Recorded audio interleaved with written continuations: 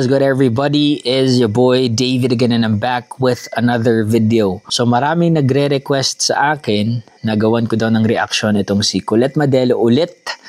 Ito yung We Can Be Friends. We can be friends, na na na na na na na. Diba? Ito yan. So, maraming nagre-request sa akin sa TikTok. But I'm going to upload this dito sa YouTube, sa TikTok na rin. But hopefully, mag-subscribe kayo dito sa akin, sa YouTube. With no further ado, let's jump right into the video. And don't forget to follow me on my Facebook, on TikTok, and on Instagram. Let's go!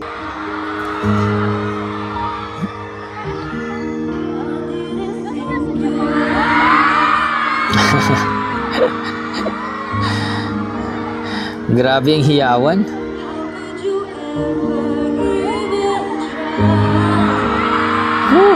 May boses talaga tong batang to eh.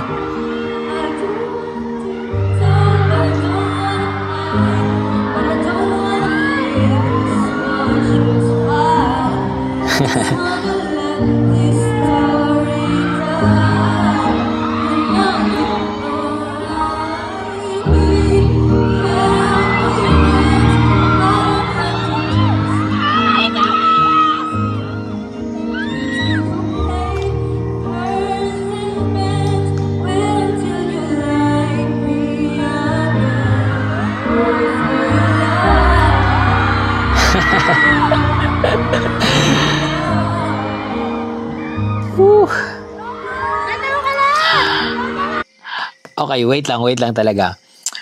Alam nyo, I'm still amazed kung gaano karami yung sumusuporta sa kanya. Kahit hindi pa siya umakanta, humihiyaw na yung tao.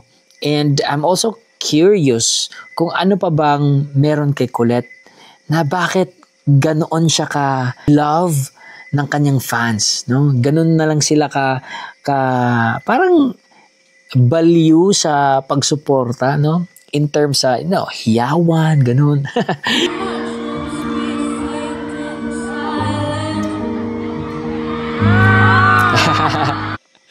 Gumanon siya para mag-silent lahat.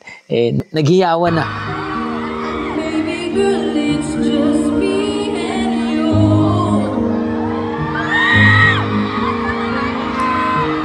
Cause I don't wanna argue, but I don't wanna fight. My tongue I think I you got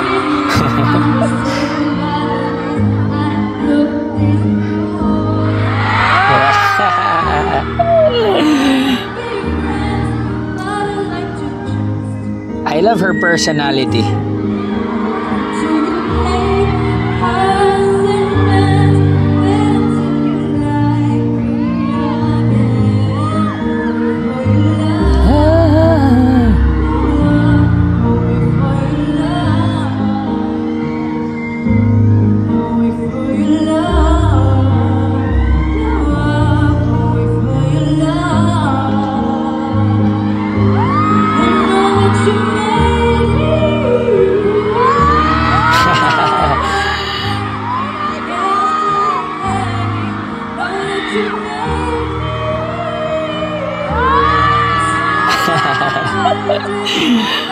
So raw.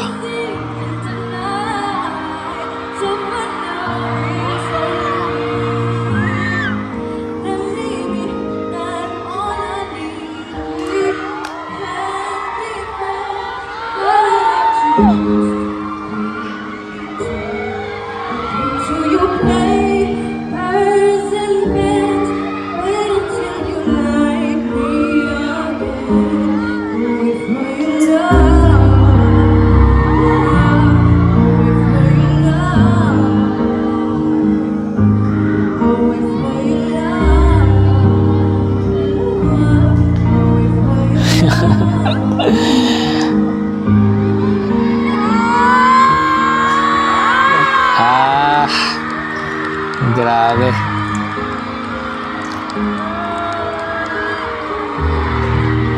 What?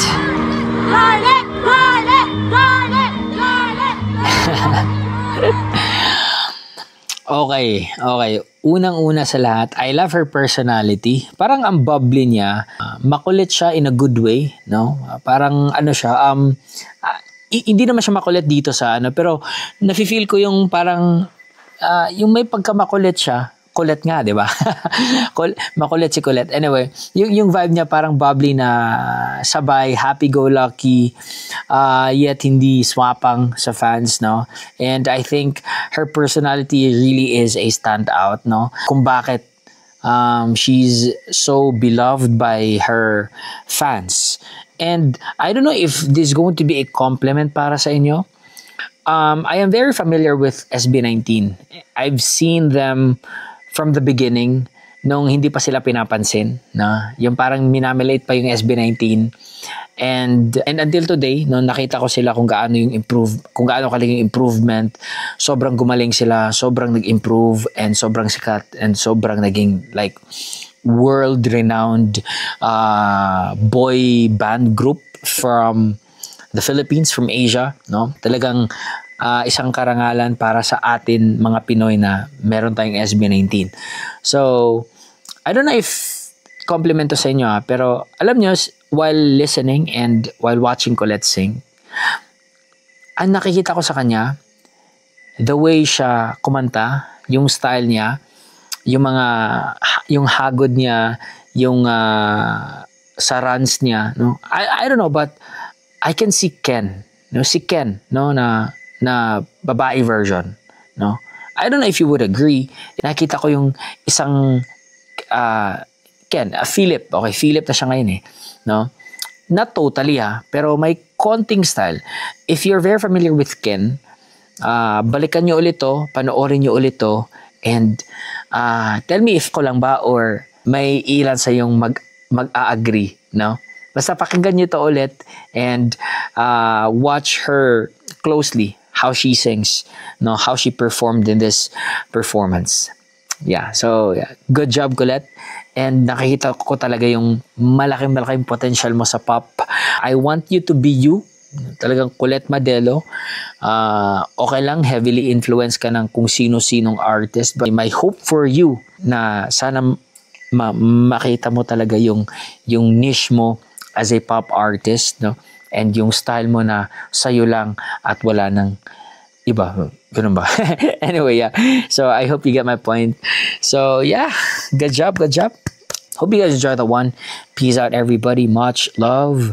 Stay safe, and God bless you all. Peace.